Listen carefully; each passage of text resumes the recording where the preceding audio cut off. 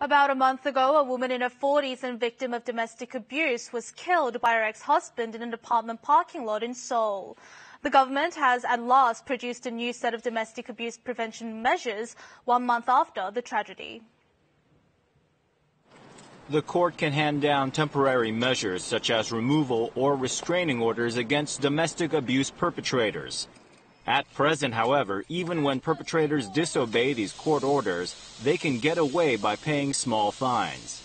In the new set of government measures to prevent domestic violence, a perpetrator can be heavily fined or imprisoned when temporary court measures are defied.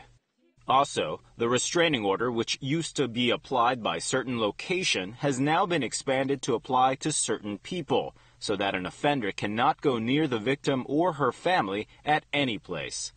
Since domestic violence has a high recidivism rate, records of crime report calls will be kept for 3 years instead of 1, and the cases that were settled at the sites will also be documented.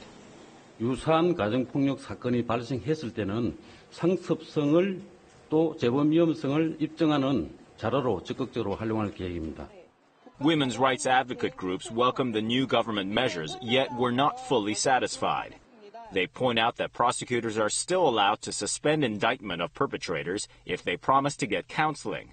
Also, the so-called arrest first mandate, in which domestic abuse offenders are arrested in principle, has been excluded from the new measures.